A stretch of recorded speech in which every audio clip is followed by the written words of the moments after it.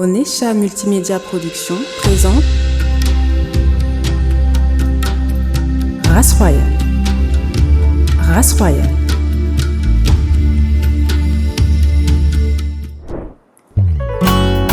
Dans le livre de Colossiens, chapitre 3, la Bible nous dit au verset 2 « Affectionnez-vous aux choses d'en haut et non à celles qui sont sur la terre. » Je ne cherche pas la gloire, je ne cherche pas l'approbation des hommes, mais je cherche Jésus. Je ne cherche pas la gloire, je ne cherche pas... Prophète, comment ça va, papa? Ça va très bien.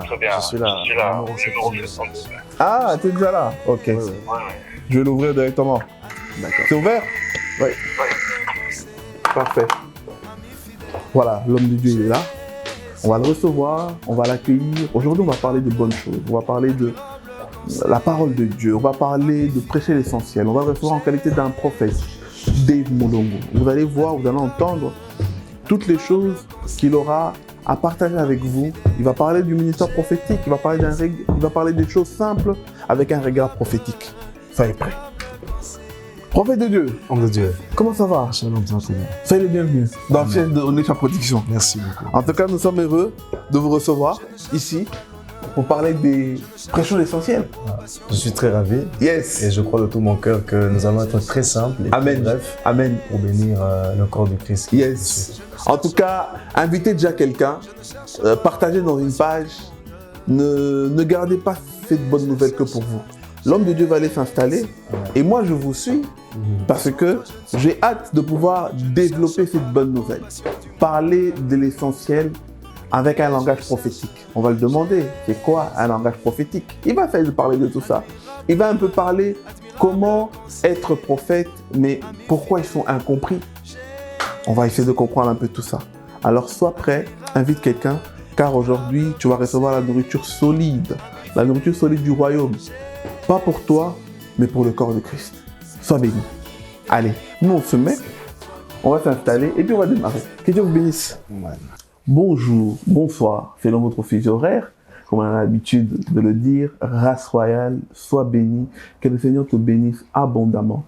J'ose croire que peu importe le problème que tu es en train de surmonter, sache-le que ta bénédiction n'est pas loin. Pendant que les enfants d'Israël étaient en train de crier en Égypte, ils ne savaient pas que leur solution était déjà en route. Pendant que Moïse était en train de grandir dans la maison de Pharaon, les enfants d'Israël criaient, mais ne savaient pas que le plan de Dieu prend du temps. Mais lorsqu'elle arrive, elle arrive sûrement et lentement, mais elle finit par délivrer définitivement une bonne fois pour toutes ses enfants. Alors ton bonheur est peut-être là, à la porte. Aujourd'hui, peut-être à travers ce message-là, tu comprendras le pourquoi du comment tu dois être prêt, le pourquoi du comment tu dois être préparé, le pourquoi du comment tu dois entendre cette bonne nouvelle que nous avons ramenée aujourd'hui, car l'émission d'aujourd'hui est une bonne nouvelle. Alors, je vais directement saluer mon invité. Bonjour l'homme de Dieu. Shalom, homme de Dieu. Shalom. Comment ça va? Très bien, par la grâce de Dieu. Yes. Avant de commencer, partons d'abord dans les petites présentations. Moi, je te connais, j'ai eu cette grâce de pouvoir te connaître, partager avec toi, mais il y en a certains qui ne te connaissent pas. C'est une première pour eux. Alors, une petite présentation. D'abord, qui est l'homme de Dieu qui est devant nous aujourd'hui? Bonjour, je m'appelle David, un simple serviteur de Dieu, si je peux dire comme ça. Amen. Et j'ai été invité par Onesha Production. Yes. Je crois de tout mon cœur que Dieu est en train de faire des grandes choses par rapport à cette production. Amen. Et je suis un simple serviteur, comme je disais. Je prêche l'évangile du Seigneur Jésus-Christ. Et c'est ça que le Seigneur m'a donné comme fardeau. Amen. Amen. Et de tout mon cœur, je crois de tout mon cœur que le Seigneur vous bénira. Et soyez connectés. Yes, yes. Et appelé au ministère. Appelé à quel ministère exactement?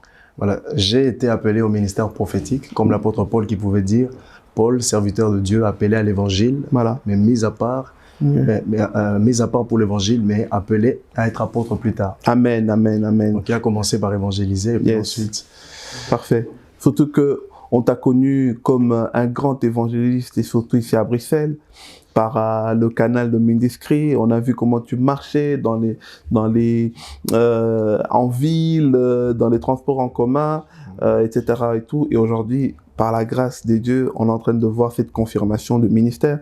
Est-ce que tu es déjà en train d'exercer là-dedans déjà, dans le ministère prophétique? Parce que nous voyons déjà les fruits, surtout les lives que tu fais, etc. et tout. Donc, qui est des bonnes choses. Ouais, effectivement, par rapport à cette c'est une question, je suppose. Voilà, oui. J'ai été consacré en Afrique du Sud. Amen. Par mon père spirituel, l'apôtre Jules Olambe, en tant que prophète. Amen. Quand je suis venu ici en Belgique, parce que je ne suis pas né en Belgique, je suis né en République démocratique du Congo. Ok. Je suis venu en Belgique et pendant un certain temps, j'essayais de trouver une église qui allait justement accepter ce que j'étais. Mais avec le temps, j'ai commencé à porter un voile. Hein. Je cachais ce qu'on avait fait par l'apôtre en Afrique du Sud. Et au plus profond de moi, le Seigneur m'avait appelé aussi à un ministère d'évangéliste. Donc je prêchais l'évangile déjà en Afrique du Sud, mais lui, il voyait en moi un ministère prophétique qui a commencé à se manifester avec le temps. Okay. Alors, en ce qui concerne l'évangélisation des rues, j'ai connu une personne dans l'église où je priais il y a de cela 5 ans, qui m'a connecté avec Mandiscrit. Okay. Et je n'étais pas appelé à évangéliser dans les rues. Mais le jour où je me suis présenté dans ce groupe, j'ai vu l'ardeur que ces personnes avaient, l'amour qu'ils avaient pour les âmes. Ça m'a impacté, ça m'a saisi et je commençais à prêcher l'évangile. Mais sinon, je n'étais pas appelé à ça, mais comme tout enfant de Dieu est appelé à prêcher l'évangile, à parler de Jésus-Christ. Et avec le temps, j'ai commencé à exercer ce ministère et je porte ce ministère que j'aime tellement, un ministère d'évangéliste. Amen. Je préfère même qu'on m'appelle évangéliste que prophète parce que c'est un ministère que j'aime de tout mon cœur et de toute mon âme. Amen. Waouh. En tout cas, Mandiscrit, qui ne peut pas reconnaître Mandiscrit ici en Belgique, ici en Europe? Ils font tellement un travail remarquable. Et derrière ça, il y a eu tellement un passage des hommes de Dieu, des femmes de Dieu qui font un travail remarquable ici en Belgique. En tout cas, nous sommes vraiment bénis. Et surtout que par cette grâce, dans cette émission Race Royale, on a eu à recevoir déjà l'homme de Dieu David Mabeta, on a eu à recevoir l'homme de Dieu Frankie de Christ, qui font partie aussi de ce groupe. Que le Seigneur bénisse chacun d'entre vous pour ce travail que vous faites, surtout ici en Belgique. Alors, amen. Rentrons un peu dans notre vif du sujet pour terminer les présentations. Homme de Dieu, marié, célibataire, fiancé. Comme ça, tu précises, hein, on va clore les présentations là. Bon, je ne suis pas marié. Okay. Je ne suis pas célibataire. D'accord. Mais effectivement, je suis fiancé. Amen. Et je veux bientôt me marier. Yes. Bon, la plupart des gens ne savent pas que je suis fiancé parce que je préfère cacher ça. Hein, tu es discret, c'est tout à fait normal. Faut pas. Parce que parfois on confond réseaux sociaux et vie privée. Voilà. Effectivement. Donc je suis un peu discret par rapport à ça, mais je suis fiancé. Et je crois de tout mon cœur que Dieu nous fera grâce pour que nous rentrons tous dans cette atmosphère de mariage. Yes. Surtout, frère, papa, tu vas expérimenter ça, prophète. Tu vas expérimenter. C'est comme on dit, celui qui trouve le bonheur. Amen. Le mariage est une institution divine que Dieu a bénie. Donc, notre maman, la fiancée de prophète Dave Moulongo, sois béni où tu es. Je sais que derrière la caméra, tu es en train de prier pour nous, maman. Intercède en sorte que cette vidéo, ce message puisse toucher le cœur de quelqu'un. Amen. Amen. Yes. Voilà. On avait choisi un thème. Tu nous as ramené un thème, papa. Prêchons sur l'essentiel. L'affiche a circulé. Les gens se sont posé des questions parce que c'est vrai que c'est un thème qui peut paraître simple, mais très vague aussi. Alors, centralisons les choses. C'est quoi prêcher l'essentiel, tout d'abord, en simple définition? D'accord. Prêcher l'essentiel, c'est tout simplement parler du royaume des cieux. Amen. Parler de Jésus-Christ de Nazareth. Okay. Vous savez, on est arrivé à un temps où le monde a besoin d'entendre parler du Christ. Amen. Le monde est en train de périr. Nous voyons ce qui se passe en Syrie, ce qui se passe avec le coronavirus. Par exemple, on a vu beaucoup de gens rentrer dans cette atmosphère de peur, d'inquiétude, de stress. Ces personnes ont plus besoin maintenant actuellement, ces gens qui ne connaissent pas le Seigneur, ils ont besoin d'entendre Jésus-Christ, parler de Jésus, de ce que Jésus a fait, des œuvres de Jésus-Christ. Jésus a marché sur les eaux, Jésus a stoppé la tempête, Jésus a vaincu le diable à la croix, il a vaincu les principautés. Et toutes ces choses-là, le monde a besoin d'entendre ça, parce que c'est une puissance qui donne la force à des moments comme maintenant, des moments où on est dans un temps de panique, de stress, d'angoisse. On voit beaucoup de gens qui se suicident. J'ai vu que certaines personnes qui se sont suicidées à Liège, certains qui se sont suicidés au Canada par rapport au coronavirus, ils sont tombés en faillite dans leur société. Ils ont besoin d'entendre parler de Jésus-Christ. C'est ça l'essentiel, c'est ça la parole du Seigneur. J'aimerais ouvrir une parenthèse. D'accord. On va directement la fermer après. Dans la logique de certains chrétiens, aujourd'hui, derrière le coronavirus, il y a les démons, il y a les diables. Ça veut dire que pour eux, il faut prêcher, il faut démontrer la machination diabolique derrière pour pouvoir délivrer les enfants de Dieu. Mais toi, tu nous ramènes Jésus. Alors, comment expliquer aux enfants de Dieu qu'aujourd'hui, ils n'ont pas besoin qu'on les démontre toute une machination derrière, mais plutôt qu'on leur montre à quel point Jésus les aime plutôt. Comment contrebalancer ça? Déjà, il faudrait savoir que lorsqu'on accepte Jésus-Christ dans notre vie comme Seigneur et Sauveur, on est comme cette maison qui est fondée sur un roc. Amen. Même si le vent vient et souffle fort contre la maison, parce qu'on est fondé sur le roc, on ne vacille pas. Amen. Alors, il faudrait que le monde sache que lorsqu'on croit en Jésus-Christ et qu'on donne sa vie à Christ, on est basé sur un roc. Même si le Covid-19 atteint un paroxysme très élevé, comme un vent fort, violent, ceux qui ont reçu Jésus-Christ ne doivent pas s'inquiéter, ne doivent pas être dans le stress, dans l'angoisse, parce qu'ils ont donné leur confiance en celui qui est capable de les sauver, de les restaurer à n'importe quel moment, à n'importe quel instant. Amen, amen. Alors, rentrons directement dans les points essentiels, parce qu'il y a des points essentiels que les enfants de Dieu doivent connaître, doivent comprendre pour bien maintenir leur foi bâtie sur le roc, comme tu l'as dit. Tu es en train de poser vraiment les fondements, et j'aime beaucoup. Alors, quels sont les points essentiels pour qu'une personne puisse maintenir sa foi ou maintenir son regard vers Jésus? Et quels sont ces points essentiels? D'abord, peut-être les énumérer, et puis on va commencer à rentrer petit à petit en profondeur. Quels sont ces points essentiels? Déjà, le point majeur qu'il faudrait retenir, c'est la foi. Amen. La foi est une ferme assurance, ça c'est Hébreu qui le dit, une ferme assurance de choses qu'on espère, une démonstration de celles qu'on ne voit pas. Et quand on parle de démontrer, on doit démontrer la foi de plusieurs manières. On démontre la foi par le silence. Par exemple, les enfants d'Israël, quand le Seigneur dit à Moïse, garde le silence, l'Éternel combattra pour vous, tu dois transmettre ça au peuple de Dieu. Et ils devaient démontrer leur foi par le silence. Et souvent, démontrer la foi par le silence, c'est très dur.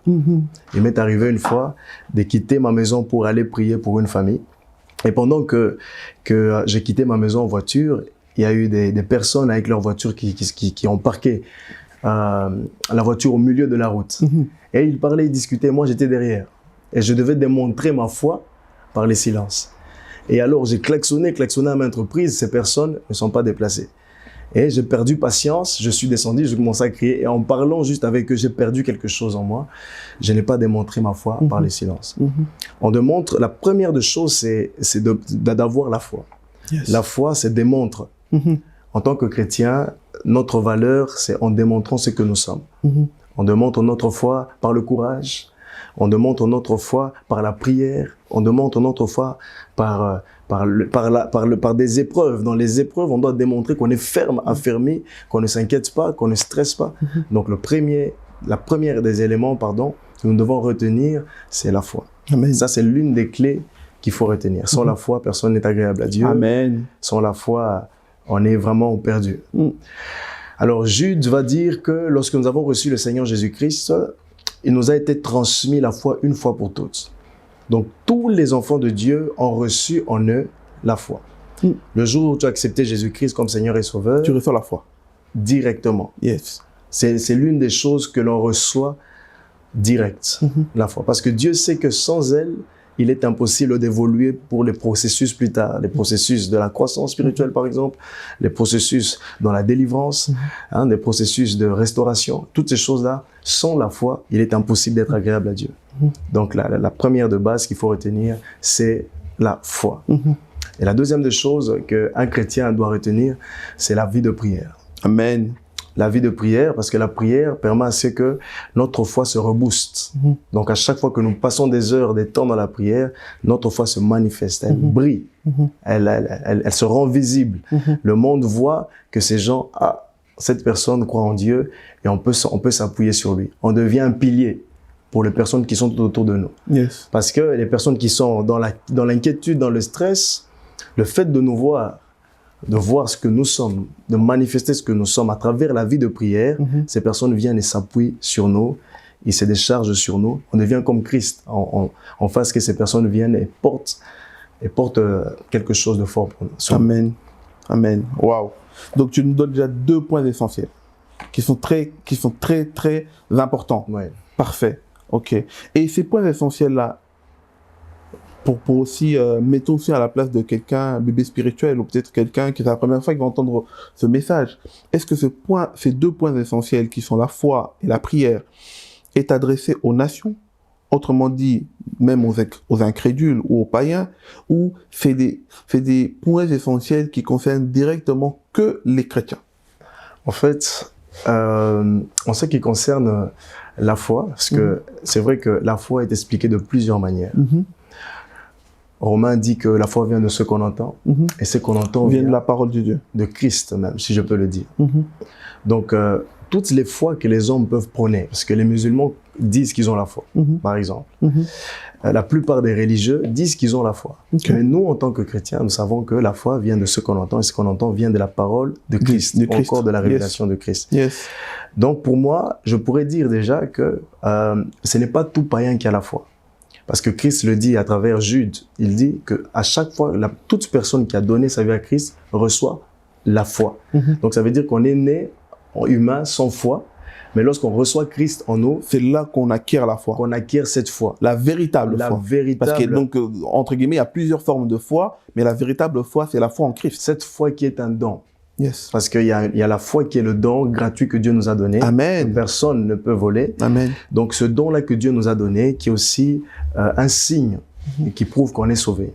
Donc ce n'est pas tous les païens qui ont la foi. Il y a des gens qui ont, ce que je peux dire, en moins la détermination, mais ce n'est pas la foi. Il y a certains qui sont déterminés et ils essayent de coller ça avec la foi. Mais c'est pas la foi. C'est vraiment pas la foi. Okay. La foi, c'est autre chose. Ça vient de la parole de Dieu. Ça vient de Christ, de ce que Jésus-Christ a fait. Ok. Amen. Amen. Amen. Wow. Et la prière, est-ce que la prière concerne tout le monde? D'accord. Certains prient et Dieu n'exauce pas. Ils prient. Vous voyez des gens prier, mais sans exaucement. Mais nous savons que lorsque nous prions, Dieu se révèle. Ceux qui cherchent Dieu, Dieu se révèle à eux. Nous savons que dans notre vie, la vie de Dieu que nous avons reçue en nous, nous avons reçu une vie qui permet à ce que lorsque nous appelons notre Père nous exauce. Amen. Jésus-Christ va enseigner sur la vie de prière. Il dit, quand vous priez, vous devez dire notre Père qui est dans le ciel, que ton nom soit sanctifié, que ton règne vienne, que ta volonté soit faite sur la terre comme au ciel. Yes. Donne-nous notre pain quotidien. Voilà. Donc, ça veut dire qu'on doit demander dans la vie de prière et nous recevons directement. Parce qu'il n'est pas un homme pour mentir, ni le fils de l'homme pour se repentir. Amen. Donc, quand il dit quelque chose, il l'accomplit pleinement. Ça veut dire que toutes ces personnes qui croient en un Dieu inconnu, qui croient que Dieu est dans les bois, que Dieu est dans des statuettes, ces personnes prient, elles prient, mais ils sont en train de prier un Dieu mort. Mais nous prions un Dieu vivant qui nous répond, qui se déplace, qui n'a pas besoin qu'on le déplace. Donc on l'invoque, il se laisse manifester. Il se manifeste, on le voit, on voit des choses qu'il fait, on remarque des trucs qu'il fait. Et voilà. Amen. Waouh. Bien aimé, peut-être ça paraît abstrait, mais là on va rentrer dans un domaine qui va vraiment toucher ta spiritualité. Le royaume des cieux. Les royaumes des cieux. Quelque chose de très particulier, quelque chose de simple à comprendre, parce que nous tous, lorsqu'on entend le royaume des cieux, on se réfère directement à la parole que Jean-Baptiste a dit, cherchez premièrement le royaume des cieux et tout vous sera donné. Mais, cherchez premièrement le royaume des cieux, le chercher là, le pourquoi du comment, on ne sait pas. Alors, moi, j'aimerais directement qu'on puisse, que tu puisses aider peut-être une personne pour que la personne puisse comprendre pourquoi doit-elle chercher le royaume des cieux et comment doit-elle chercher le royaume des cieux. D'accord. Déjà, ce verset, je crois que c'est dans Matthieu chapitre 6, où Jésus est en train de parler aux disciples. Il est en train de parler sur le fait qu'on ne doit pas s'amasser les choses sur la terre. On doit éviter d'amasser les trucs sur la terre parce que la rouille et la teigne pénètrent et que on doit s'affectionner plus aux choses qui sont dans le ciel. Parce que ce qui est dans le ciel, la rouille et la teigne ne peut pas pénétrer. Et donc, il parlait d'une forme d'inquiétude que les disciples avaient par rapport à leur avenir.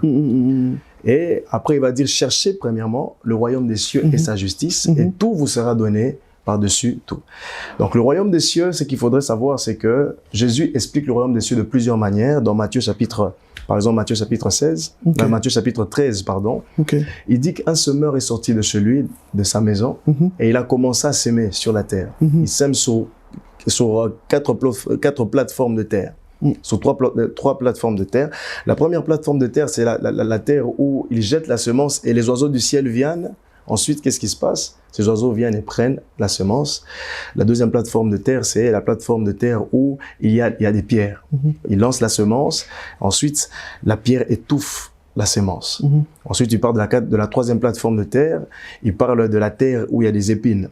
On jette la semence. Ensuite, les épines viennent et étouffent cette semence. Et ensuite, il parle de la quatrième plateforme de terre. La bonne terre. Qui est la bonne terre. Et puis, il va expliquer, il va dire que, aux disciples, il va leur dire que, il vous a été donné à vous de comprendre les mystères du royaume, mais à eux, aux païens, à toutes ces personnes qui ne sont pas appelées et qui ne sont pas appelées à être justifiées, pour eux, il ne leur a pas été donné d'avoir justement ces principes du royaume. Et puis il explique que la bonne sémence, c'est Christ. C'est la parole qui restaure, la parole qui délivre, qui guérit. Donc quand on dit chercher premièrement le royaume des cieux, c'est chercher une solution à travers Dieu. Amen. C'est-à-dire qu'on cherche ce que Jésus est capable de faire pour nous au moment où nous souffrons, la réponse de Dieu. Qu'est-ce que Dieu pense? Donc le royaume des cieux, c'est Jésus. C'est Jésus-Christ. C'est son gouvernement, c'est lui, c'est la personne du Saint-Esprit, c'est lui, c'est Christ. Donc le royaume des cieux n'est pas un lieu, n'est pas un endroit à aspirer comme beaucoup pensent. Enfin, ils lient le royaume des cieux avec le paradis. Bon, en fait, si on doit parler du paradis, le paradis est un lieu du repos où ceux qui meurent en Christ vont se reposer. Et le séjour de mort, c'est le lieu du repos où ceux qui meurent dans le péché vont se reposer. Et ensuite, quand il y aura le jugement dernier, ceux qui sont dans le séjour de mort iront en enfer. Parce qu'ils sont éloignés de Christ. Voilà. Alors, quand on parle du royaume des cieux, on parle d'un gouvernement qui est dirigé par un roi. Qui est le Christ. Dans ces gouvernements, il y a des ministres. Dans ces gouvernements, il y a des principes. Dans ces gouvernements, il y a plusieurs choses que, avec l'émission, nous allons développer si vous voulez bien. Non, mais on est bien parti là. Moi, j'aimerais qu'on reste d'abord dans le royaume des cieux parce que tu as ouvert une parenthèse. Le royaume des cieux, c'est le gouvernement de Christ. Le royaume des cieux, c'est un gouvernement, c'est un royaume où Christ est roi. Où Christ est roi. Ça veut dire que ceux-là qui doivent chercher le royaume des cieux doivent chercher avant tout Christ. Waouh. Ils se demandent aujourd'hui, ok, on va chercher Christ. Alors comment chercher Christ? D'accord. La plupart du temps, la plupart des gens cherchent Christ que dans des moments difficiles. On cherche Jésus-Christ, par exemple, le chef ce chef de la synagogue qui avait perdu sa fille. Va un jour voir Jésus-Christ, pendant que Jésus-Christ est en train de prêcher, il va le rencontrer, il se prosterne devant lui pour que la main de Jésus vienne et ressuscite sa fille. Donc la plupart des gens cherchent Jésus-Christ, c'est quand ils ont des problèmes. La femme a la peur de sang, elle s'est dit, même si je puis seulement toucher le Christ, je serai guéri. Mais ce n'est pas que ça qu'il faut chercher. On doit chercher Christ parce que ceux qui cherchent le Christ se transforment à la même image que lui. Colossiens nous dit, ceux qui cherchent le Christ se transforment à sa même image. Et lorsque nous portons l'image de Christ, nous rendons visible ce qu'il est sur la terre. Et le monde reconnaît qu'il y a un Dieu qui existe. Il y a beaucoup de personnes qui ne croient pas que Dieu existe. Mais le fait de chercher Christ dans la prière, par exemple, en demandant à Dieu, Seigneur, je te cherche parce que j'aimerais porter ton image, j'aimerais te refléter, j'aimerais que le monde reconnaisse que tu existes, que tu es Dieu, que tu sauves. Chercher Dieu aussi dans ce sens-là, c'est aussi une très bonne chose. Amen. Parce que les gens s'attendent. C'est pour ça que j'aime souvent dire, désolé de te couper, j'aime souvent dire que les hommes ont tendance à prendre Christ comme un moyen d'acquérir quelque chose. Or que Christ n'est pas notre moyen Christ doit être notre but. Il est notre but essentiel. Yes. Ultime même. Yes. Et tu voulais continuer une phrase. Beaucoup de gens, ils font cette erreur-là. D'accord. La plupart des gens cherchent Christ pour ça. Ce n'est pas mauvais. Mais Dieu veut que nous puissions dépasser cette dimension-là. Amen. Parce que ceux qui cherchent Christ comme cette femme à la perte de sang, qui se dit je touche le Christ, je serai sauvé, cherchent Christ pour la délivrance. On cherche le royaume des cieux pour être libéré. C'est aussi vrai, c'est aussi évident. On doit chercher Dieu pour être libéré. Christ est venu pour détruire les œuvres du diable. Il est apparu pour détruire la puissance de l'ennemi. Et ces personnes qui cherchent le Christ, ils le cherchent justement pour être libérés. Mais Dieu veut nous enseigner une autre dimension de recherche, une autre manière de chercher le Christ. Cette manière, c'est où on le cherche pour être nous-mêmes d'abord transformés. Amen. On cherche Christ pour le refléter lui. On cherche Christ pour que les personnes qui souffrent reçoivent à travers nous la délivrance. J'avais parlé récemment à Alma, justement, la lumière du monde sur Alma, le ministère que je détiens. J'ai parlé de 3 types de prières. La prière de délivrance, la prière de transformation et ensuite la prière de l'exaucement. La plupart des chrétiens sont dans ce qu'on appelle la prière de délivrance. La femme à la perte de sang cherche Jésus-Christ pour être libérée. Mais Jésus veut que nous puissions quitter cette dimension de prière, de délivrance, parce qu'on ira d'église en église sans pour autant recevoir notre délivrance. On va changer d'église en église parce qu'on se sent lié, ou bien on sent quelque chose qui marche dans notre corps. On sent sur notre tête, on nous tape, et toutes ces choses-là. J'ai reçu beaucoup de cas comme ça. Ils vont d'église en église pour chercher quoi? Une délivrance. C'est ce qui est plus évident. Mais Jésus veut que nous puissions comprendre que ce n'est pas que ça qu'on doit chercher, mais on doit chercher la transformation. Jésus était ce type de personne qui était dans la vie de prière de transformation. Il passait des heures et des heures dans la prière, et lorsqu'il descendait, c'est ceux qui étaient dans la prière de délivrance qui se rapprochaient de lui qui était dans la prière de transformation, pour recevoir leur délivrance. Ceux qui cherchent Jésus pour être libérés, pour être délivrés, lorsqu'ils voient le type de Christ qui est dans la transformation, ils reçoivent leur solution. Et c'est ce que Dieu veut que nous puissions atteindre comme dimension, c'est ce que Dieu veut que nous puissions chercher. Chercher la transformation et non la délivrance. Ceux qui cherchent la transformation reçoivent automatiquement leur délivrance. Parce que plus tu passes des heures dans la transformation en disant « Seigneur, je veux que tu me transformes, que tu me libères, que tu me fortifies, que tu fasses de moi une nouvelle créature, une nouvelle personne », Dieu te donne un essence qui est différent des autres. Il augmente une force en toi. Et certains esprits quittent ton corps directement parce que tu changes. Ton homme intérieur est en train de prendre de la taille, de grandir et devenir efficace. Mais prophète, tu l'expliques tellement bien, parce que dans cette logique-là, on sent déjà que le chrétien devient mature. Le chrétien devient dépendant de Christ. Mais quelque part, si les chrétiens aujourd'hui, ils se limitent à la prière de délivrance, c'est pas quelque part aussi une responsabilité de vous, les hommes de Dieu? Vous leur maintenez dépendants des liens, des démons. Ils doivent chercher la délivrance toute leur vie. En fait, à vrai dire, Paul explique que tout nouveau converti est similaire à un païen. Ça veut dire que toute personne qui accepte Jésus-Christ comme Seigneur et Sauveur n'est pas différente d'un païen. Il y a des choses qui reviennent dans plusieurs églises. Par exemple, il y a des gens qui sont liés. La plupart des gens qui viennent, c'est souvent ceux qui ont été aussi baptisés de nouveau, qui ont reçu le Seigneur Jésus-Christ, qui sont passés par les eaux du baptême. Et avec le temps, ils ont commencé à sentir des choses dans leur corps. Ils sentent des pressions en eux. Ils se disent, mais c'est pas possible, je n'arrête pas la masturbation. Tout ça, c'est une dimension. Il y a des gens qui sont dans une dimension très basse.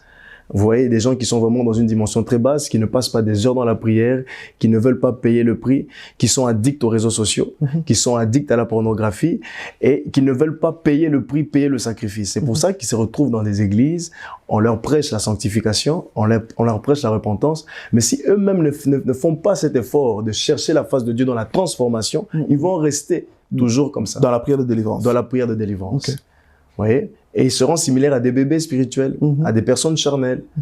Oui. C'est vrai que c'est une bonne analyse, une autre piste de vue que la responsabilité revient aussi aux chrétiens. La responsabilité revient aussi aux chrétiens de pouvoir sortir de ça. Oui. Ok. Et que dire alors aux hommes de Dieu qui, peut-être aussi dans leur ils ont fait peut-être que la prière de délivrance demeure ou reste leur ministère. Est-ce que c'est pas quelque part aussi de limiter les personnes, de ne pas arriver à ce stade de pouvoir chercher la prière de transformation et demeurer dans l'exaucement comme tu l'as si bien expliqué? Pour moi, je dirais que ce n'est pas de la faute des serviteurs de Dieu. Okay. Dieu a donné à l'Église des dons. Et les dons que Dieu a donnés à l'Église, je ne parle pas de dons de l'esprit, mais je parle des ministères, des pasteurs, des prophètes, des docteurs, apôtres, évangélistes. On est des dons, l'Église a donné, Dieu a donné des dons pour l'Église, pour que l'Église soit restaurée. Il y a des gens qui n'ont pas cette force, qui n'ont pas cette force de prier, de passer du temps dans la prière, et qui sont liés intérieurement. Tant que ces esprits sont dans leur corps, ils n'auront pas justement la force de persévérer dans la prière, de payer le prix pour entrer dans la prière de transformation. Okay. C'est pour ça qu'il y a certaines personnes qui ont besoin toujours qu'on les encadre. Qu'on les encadre, okay. Qu'on prie pour eux, qu'on menace certains esprits. Voilà, parce que les personnes que Dieu a mandatées, il y a certains qui sont loin, qui ont une autorité, qui ont une puissance, qui est au-dessus de certains principautés, au-dessus de certains esprits maléfiques, méchants. Ok.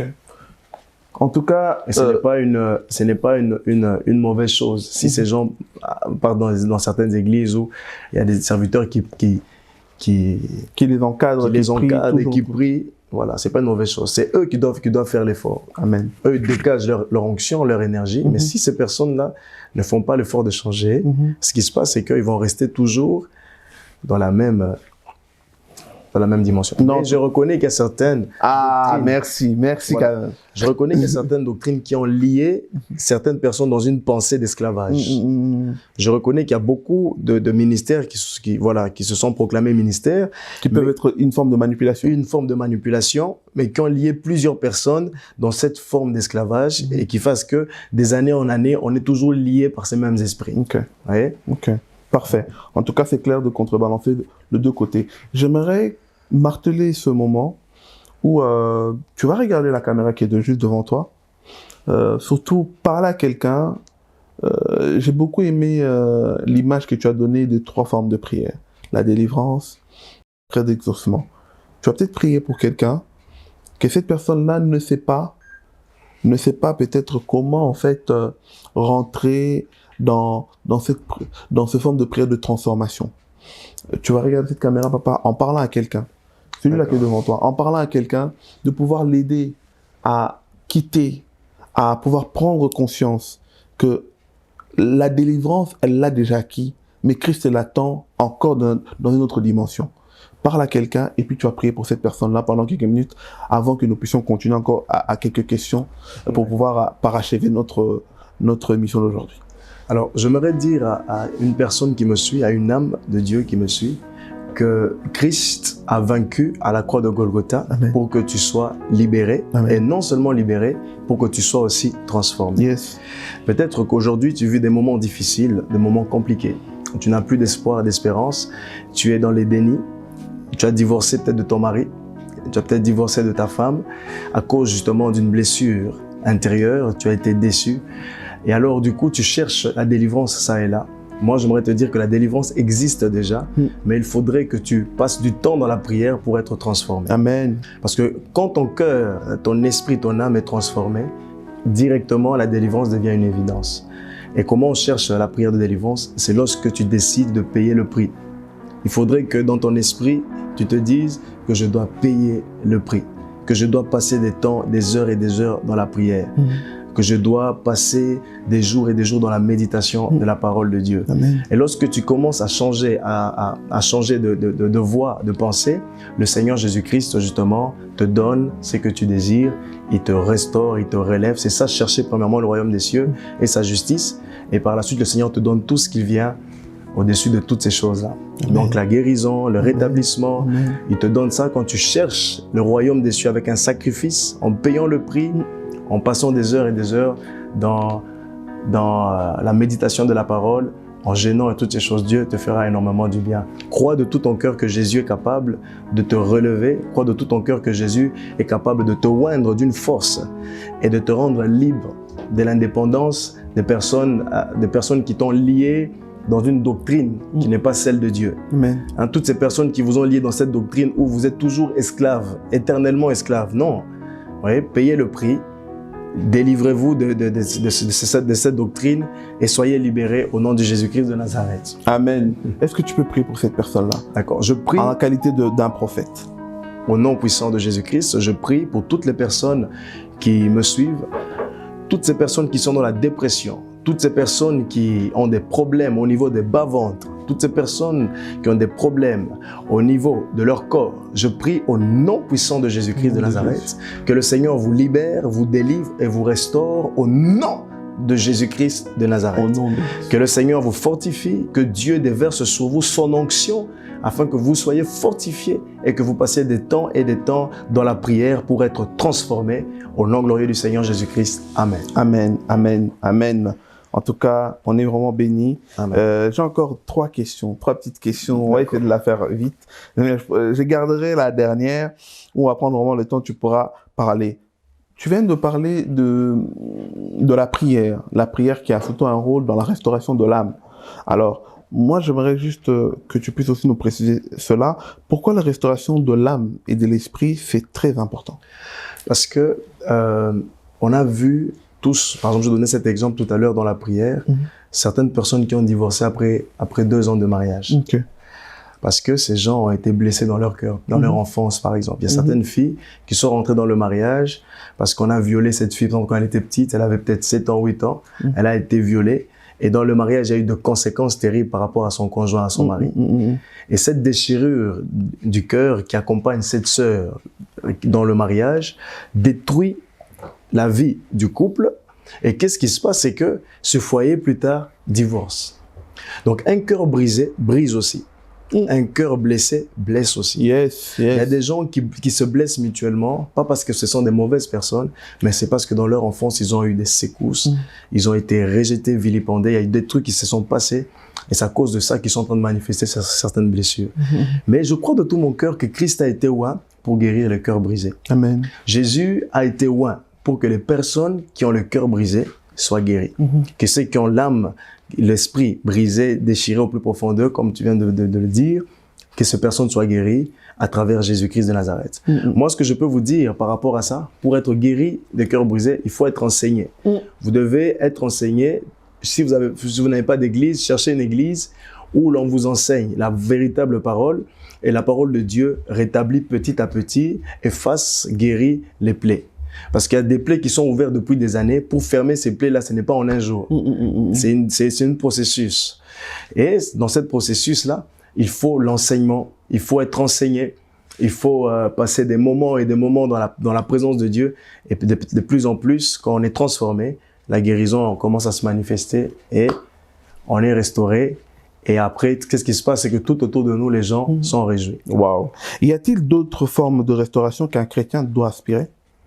Oui, il y a plusieurs sortes de restauration, notamment au niveau, comme on vient de parler de l'âme, on est restauré au niveau de l'âme, au niveau des émotions, des sentiments et toutes ces choses-là. Okay. On est restauré de quelle manière? Par les jeûnes. Okay. Voilà. Le jeûne nous restaure aussi. Ouais. Wow. Oui. Le jeûne? Oui. Wow. Le jeûne nous restaure. Ça nous restaure. Il y a des gens, à cause de la blessure intérieure, certains démons rentrent dans le corps des gens. Quand on est brisé, on est déchiré au-dedans de nous, certains esprits rentrent dans le corps. Parce qu'ils voient une porte d'entrée. Là où il n'y a pas de pardon, le diable fait son entrée. Et la parole de Dieu dit, dans le livre de Matthieu, chapitre 17, 21, il dit, mais cette sorte de démons ne sort que par le jeûne et par la prière. Mais ce verset-là, vous allez remarquer que les occultistes, la plupart des Bibles, dans ce verset, on a retiré ce verset. Okay. Oui. Les occultistes ont retiré ce verset parce que ce verset est un verset clé pour la restauration des âmes, pour la délivrance, pour la transformation. Donc le jeûne nous permet d'être spirituel, de rentrer dans notre sens, de nous sentir sensibles à l'esprit. Et le fait de se sentir sensible à l'esprit, ça guérit beaucoup de choses au-dedans de nous. Yes. Le jeûne restaure notre vie, notre pensée, notre façon de voir les choses, notre vision de voir les choses. Et lorsqu'on jeûne, on a un cœur humble. On est humble, on passe des heures et des heures dans l'humilité. On s'oublie totalement. Wow. Yes. On s'oublie totalement, on devient une nouvelle personne et on est restauré. Mais j'aime beaucoup comment tu développes les choses. Tu es un prophète mais tu ne ramènes pas seulement dans le monde spirituel, mais tu ramènes les gens dans l'enseignement. Pourquoi marques-tu cette différence-là? Surtout que nous savons que la tendance actuelle du monde prophétique, c'est prophétiser, prophétiser, prophétiser. Parfois même, on vous accuse de parfois aller au-delà de la Bible. Mais toi, depuis le début, tu martèles sur l'enseignement, sur la Bible. Comment fais-tu cette différence, en fait? Bon, pour moi, déjà, ce que je peux dire, c'est que chaque personne a reçu une vision de Dieu. Hein, chaque ministère a reçu sa vision et chaque vision est différente des autres. Hein, il y a certains qui prêchent de manière différente. Il y a d'autres qui prêchent comme des évangélistes, mais étant prophètes. C'est ça. Ouais. Il y a certains qui prêchent comme des docteurs, mais étant prophètes. Il y a d'autres qui prêchent la parole. Donc, la parole se prêche de plusieurs manières. Donc, pour moi, ce que je peux dire, c'est que ça n'a rien à voir avec le ministère prophétique, l'enseignement ou quoi que ce soit. Ça dépend tout simplement de l'appel de chaque personne et de la manière dont Dieu a mis le don de la prédication dans la vie de chacune des personnes qui exercent le ministère prophétique. Amen. Et pourquoi alors le ministère prophétique, on a l'impression aujourd'hui, est très mal compris. Or que il n'y a pas de débat à faire sur le ministère pastoral, il y a quasi pas de débat à faire sur d'autres ministères, mais le ministère apostolique et prophétique, on dirait que ça crée beaucoup de débats. Si je dois rajouter un truc, c'est apostolique, c'est encore mieux. Prophétique, c'est on est combattu. Mais pourquoi? Pourquoi vous êtes les incompris dans le ministère de la chair? Vous savez, l'église, Jérusalem, moi, je dis que l'église qui représente Jérusalem, Jérusalem a toujours tué les prophètes. Ah bon? Ah ouais. Jérusalem... C'est une parenthèse pertinente que tu ouvres là. Voilà. Jérusalem qui tue les prophètes toujours. Vous voyez, donc, en ce qui concerne le ministère prophétique dans l'Ancien Testament, tout comme dans le Nouveau Testament, il y a eu beaucoup d'incompréhension par rapport à ça. Quand un prophète allait dans une ville, certains avaient peur de voir le prophète. Un prophète qui représente justement la parole de Dieu, ainsi dit l'Éternel, qui représente ce que Dieu a dit, le verdict que Dieu a dit. Les prophètes ne doivent pas mâcher les mots. Un prophète doit dire les choses telles qu'elles sont. Et la plupart des gens n'aiment pas entendre ce que Dieu veut leur dire. Ils préfèrent entendre la bénédiction, la bonté, la joie et toutes ces choses-là. Mais quand un prophète te dit que si tu continues dans cette voie, tu vas mourir.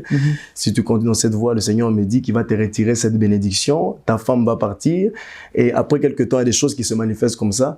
Et c'est un combat. Donc le prophète, il parle de ce que Dieu lui dit de faire. Et les hommes n'aiment pas entendre Dieu. Ah oui.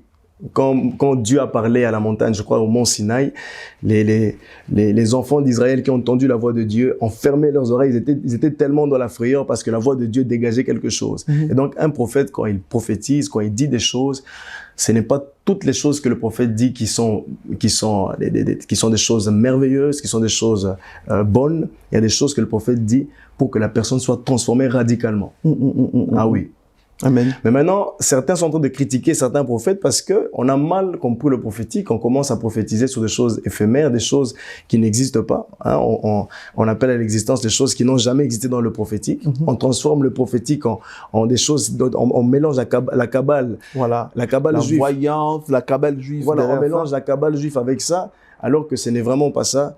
Et donc je prie vraiment de tout mon cœur. Je demande à toutes les personnes qui ont une mauvaise vision par rapport aux prophètes, que ce n'est pas tous les prophètes qui sont dans la Kabbale, qui n'ont pas la bonne vision des choses. Il y a des prophètes dont Dieu a révélé la parole, a donné la connaissance des Écritures. Il y a des bons prophètes, tout comme il y a des faux prophètes. Donc voilà ce que je peux dire par rapport à ça. Wow. Alors, une dernière question que j'aimerais que tu termines ça vraiment en qualité de prophète par rapport à le ministère prophétique que le Seigneur t'a donné. Comment être sûr que le retour de Christ est imminent? En tout cas, il faut être toujours prêt. Oui. Il faut jamais se dire que l'année prochaine, au mois de janvier, je veux commencer à prier. Et parce que je sens que comme le Covid commence à diminuer, et sûrement que vers décembre, ça va reprendre. Alors janvier, je monte en prière. Non, il faut être toujours prêt parce que le Christ reviendra comme un voleur. Amen. On ne sait pas, personne ne sait l'heure, le jour. Aucun prophète ne pourra prophétiser sur le jour où Christ va revenir. Amen. On peut tous avoir une précision par rapport au temps, sentir que Christ revient, mais personne ne connaît le jour, l'heure, la date et la seconde de Christ. Mais tout ce que je peux dire, c'est qu'on doit être prêt. Yes. Et être prêt, c'est quoi? C'est de vaguer à la prière. Amen. Lorsque Élie devait être enlevé, tous les prophètes, les jeunes prophètes, savaient qu'Élie allait être enlevé. Donc l'Église doit savoir que bientôt, c'est l'enlèvement. Ils doivent avoir dans leur pensée, dans leur esprit, que nous serons tous enlevés. C'est ça. C'est ça qui doit se passer dans la tête de tout chrétien. Et le fait de penser à ça, ça nous permettra de nous protéger, d'être prudents, de veiller, de passer des heures et des heures dans la prière. Voilà. Et quand Christ reviendra, si on est en train de veiller, on sera enlevé. Amen, amen. En tout cas, j'aime bien cette simple explication d'être toujours prêt. Amen. Prophète, que le Seigneur te bénisse. Amen. On a été tellement bénis, tu as tellement dit des choses. Je sais que c'est un langage, c'est une nourriture solide. Il y en a peut-être certains qui se poseront des questions, qui voudront qu'on revienne sur certains détails. Est-ce que tu acceptes de faire un retour selon la demande du public, ou si le Seigneur te donne un message complémentaire à rajouter, surtout on aime ce message passer dans la simplicité. Tu as pris des versets, tu as donné des explications et tu es vraiment resté biblique. Est-ce que tu es prêt à revenir pour ça? Il n'y a pas de problème. Yes. En tout cas, que le Seigneur te bénisse. Amen. Amen. En tout cas, alors, tu sais, est-ce que tu as déjà regardé nos émissions? Tout à fait. Ah, tu sais qu'il y a quelque chose à la fin que personne ne rate. Tout à fait. Est-ce que tu es prêt pour l'autre instant quiz? D'accord, il n'y a pas de problème. On va essayer de faire ça bien. En tout cas, tu connais déjà la tradition, hein. C'est vrai ou faux. Juste bien entendre les phrases, comme on a l'habitude de déformer certains versets, vrai ou faux. Et puis, nous allons clôturer par 5 questions. On attend notre maestro. Notre maestro, surtout que maintenant... On va essayer. Hein. Mais oui, on va essayer, on va faire ça. Surtout que j'aime bien répéter en disant qu'on fait ça pour les enfants de Dieu. Ça leur permet de lire la Bible. Parce que les enfants de Dieu n'aiment pas ouvrir la Bible. Parfois, certains versets qu'on donne ici, c'est une première fois, ça va le rendre curieux. Parce qu'on entend des témoignages par rapport à ça. Hein. Des gens ont été ouvrir la Bible parce qu'on a cité David, on a cité Goliath, on a cité peut-être Salomon. Dans une partie bien précise, ils ont été ouvrir la Bible. Donc, on fait ça pour eux. Amen. Alors, nous bénissons déjà notre maestro qui est derrière la caméra. Bienvenue Lotika, le patron de Onesha Production et l'étoile montante. Fred qui est aussi derrière. Les manivelles maintenant, les montages que vous allez voir maintenant et après. Sachez-le que Bienvenue n'est plus seul. Il est maintenant soutenu. Alors, on va commencer. L'homme de Dieu, est-ce que tu es prêt? C'est parti. Voilà. Première question. Donc, bien écouter le verset et tu dis juste vrai ou faux. D'accord. On a l'habitude que tu regardes bien la caméra pour qu'ils ne disent pas que tu as une réponse, tu regardes à côté là. De la première question. Lorsqu'il s'enfuit devant l'Éternel, Caïn habita dans la terre de Nod. Vrai ou faux? Vrai. Yes. Deuxième question. Alors, deuxième question, je le dis. Or, la foi est une ferme assurance de ce qu'on désire et une démonstration des choses que l'on veut obtenir. Vrai ou faux? Yes. 2 sur 2. Le roi Salomon se rendit à Gabaon et offrit 1000 holocaustes sur l'autel. Vrai ou faux? Vrai. Yes. Waouh, 3 sur 3. L'homme de Dieu est en train d'arriver là. Il va rentrer bientôt dans le cercle fermé de 5 sur 5. On a l'espoir. Alors, 4e question. La Bible nous dit, cherchez la paix avec tous et le pardon, sans laquelle tout le monde périra. Vrai ou faux? Faux. Yes. 4 sur 4. Et dernière question là. Dernière question pour le 5 sur 5. Dieu envoya Abraham au pays de Norija pour offrir son fils unique Isaac. Vrai ou faux?